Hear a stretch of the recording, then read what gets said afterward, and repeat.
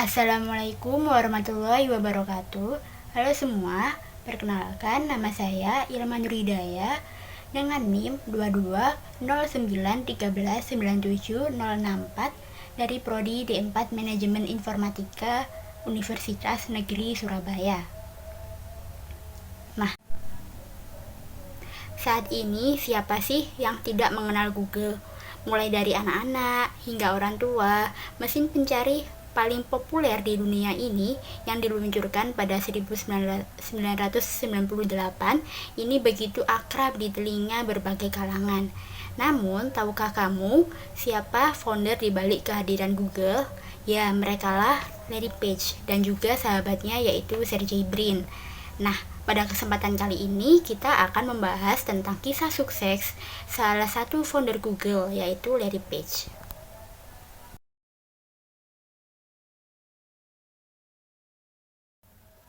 Larry Page lahir pada tahun 1973 di Michigan, Amerika Serikat.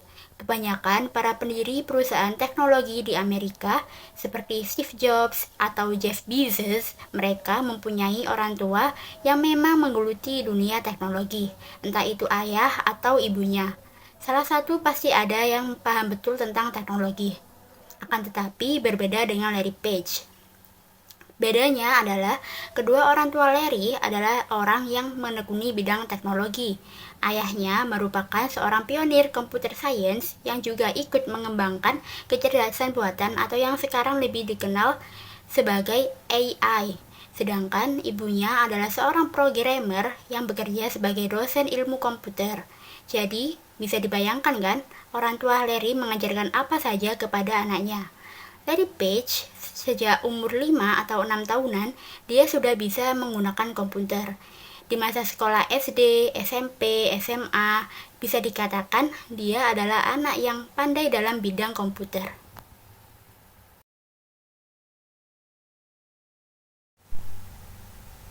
Kemudian, pada saat kuliah, dia mengikuti jejak ayahnya dan mengambil jurusan teknologi komputer. Ia mengambil program sarjana atau S1 di Michigan University. Kemudian ia melanjutkan program pasca sarjana atau S2 di Stanford University.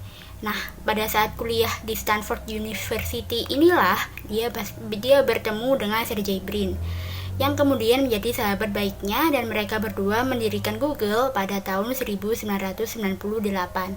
Pada awalnya, Google ini berasal dari sebuah proyek penelitian Larry Page di kampusnya yaitu Stanford University yang mulanya diberi nama Backrub.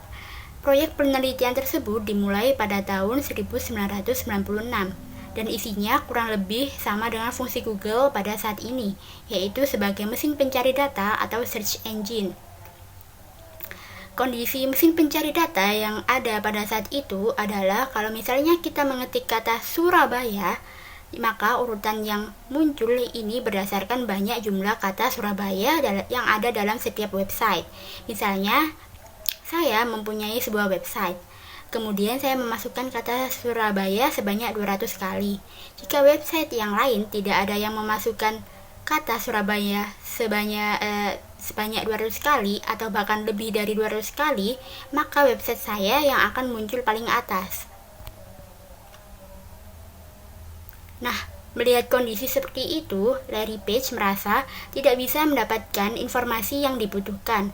Karena misalnya website resmi kota Surabaya tidak menyebut kata Surabaya sebanyak 200 kali, maka tidak bisa muncul paling atas.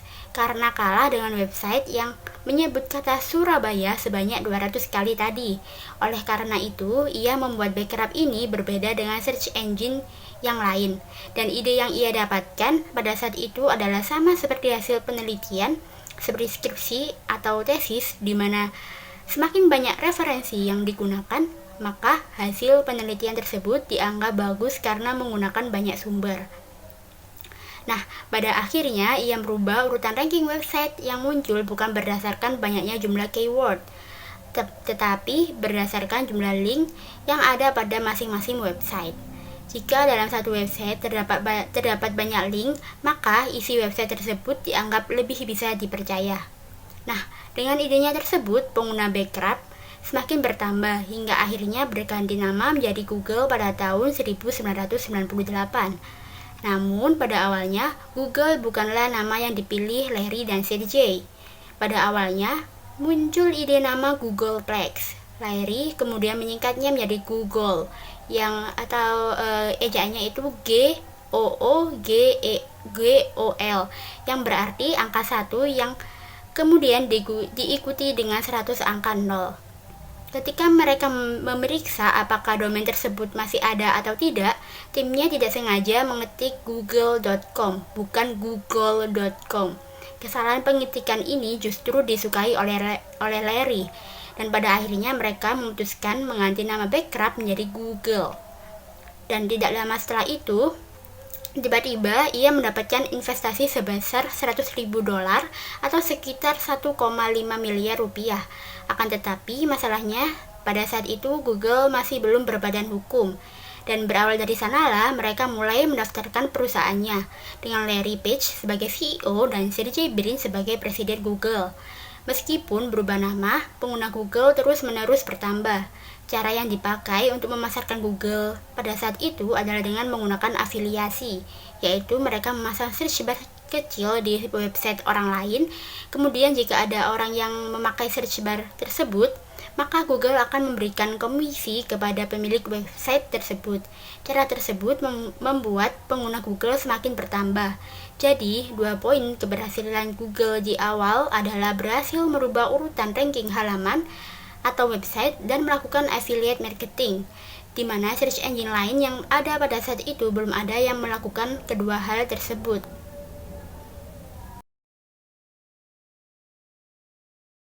Pada tahun 2000, yaitu 2 tahun setelah mendirikan Google, di usianya yang ke-27 tahun, Larry Page berhasil menjadikan Google sebagai search engine nomor 1 di dunia. Akan tetapi, 1 tahun kemudian, dia harus meninggalkan kursi CEO Google. Hal ini dikarenakan tuntutan investor yang merasa keberatan dengan Larry Page yang pada saat itu masih berusia 28 tahun, yang dianggap masih kurang pengalaman untuk memanage perusahaan sebesar Google. Karena memang bisa dikatakan, pertumbuhan Google ini sangat pesat. Tiba-tiba masuk uang ratusan miliar dan juga harus memanage banyak karyawan dari yang sebelumnya hanya berdua dengan Sergey Brin. Pada akhirnya mereka sepakat untuk mengangkat Eric Schmidt sebagai CEO Google, sedangkan Larry Page dan Sergey Brin posisi mereka berada di bawah CEO tersebut. Mungkin mereka memiliki sedikit kekecewaan akan keputusan tersebut, tetapi justru hal tersebut bisa dikatakan menjadi salah satu kunci keberhasilan Google. Jadi karena Larry Page bebas dari urusan manajemen perusahaan, ia tidak perlu lagi pusing mengurusi untung rugi dari perusahaannya, hubungan dengan investor, hubungan dengan karyawan, dan yang lain-lainnya, karena semuanya sudah diurus oleh Eric Schmidt sebagai CEO baru Google. Sedangkan Larry Page fokus untuk melakukan inovasi pengembangan produk Google. Nah, selanjutnya pada tahun 2004, Larry Page meluncurkan Gmail. Perbedaan yang mencolok antara Gmail dan provider email yang lain pada saat itu adalah ada pada storage atau kapasitas penyimpanannya. Misalnya Hotmail dan atau Yahoo yang pada saat itu mereka hanya memberikan storage 2-4 MB. Jika lebih dari itu, email yang lama akan terhapus secara otomatis. Sedangkan Larry Page dengan Gmail memberikan storage sebesar 1 GB. Di tahun pertama diluncurkan, Gmail masih berada di urutan ke-12, kalah jauh dengan yang lain. Akan tetapi, sedikit demi sedikit mereka memperbanyak layanan, hingga akhirnya pada tahun 2011 hingga 2012-an, mereka berhasil menjadikan Gmail sebagai provider email nomor 1 di dunia.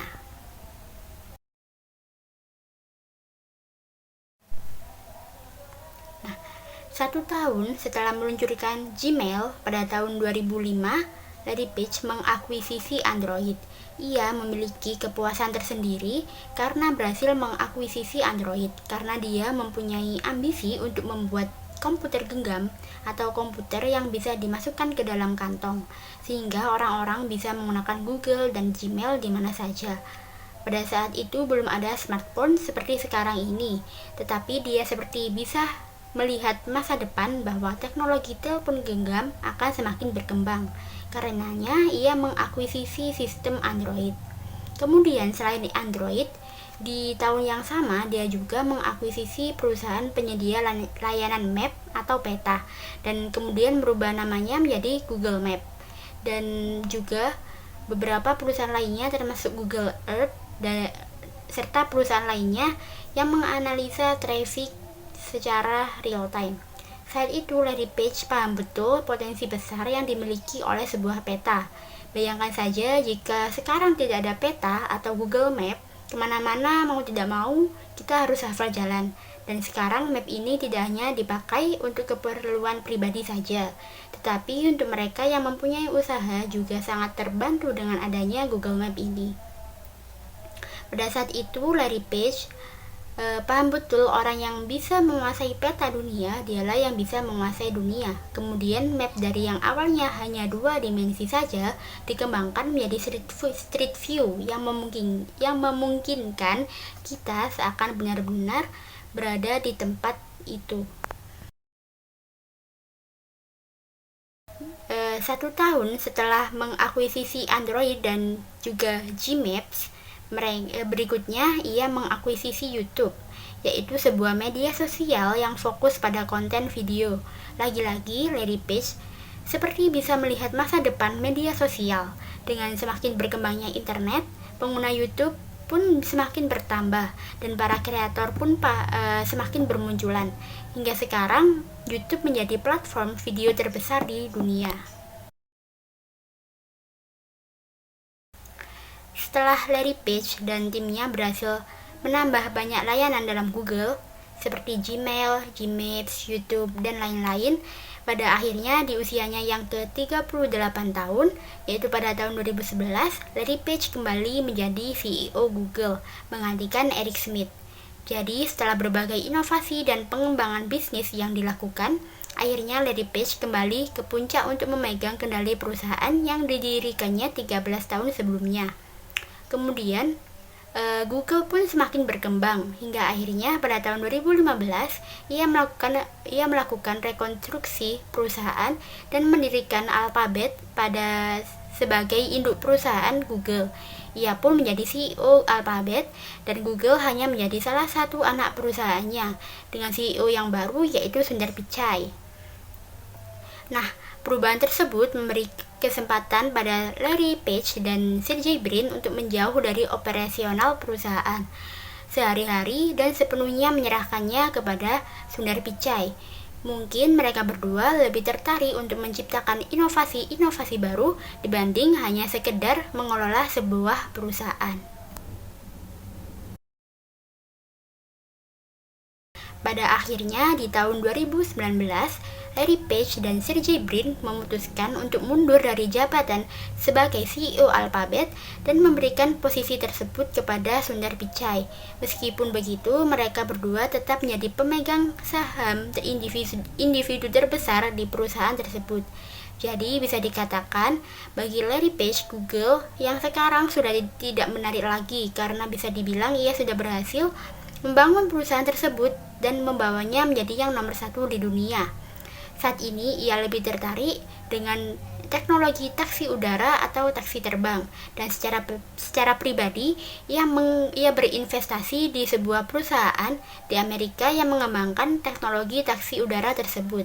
Jadi memang bisa dikatakan Larry Page ini orangnya lebih suka dengan inovasi untuk mengembangkan sesuatu yang baru daripada hanya sekedar mengelola sebuah perusahaan. Meskipun usianya saat itu sudah tidak muda lagi, akan tetapi semangatnya akan sebuah inovasi masih tetap besar, seperti dulu saat masih muda. Nah, pelajaran yang bisa kita ambil dari kisah sukses seorang Larry Page adalah semangatnya untuk belajar dan berinovasi yang tinggi, dan juga ia yang tidak mudah menyerah begitu saja. Cukup sekian dari saya. Kurang lebihnya mohon maaf. Wassalamualaikum warahmatullahi wabarakatuh. Sampai jumpa. Dadah.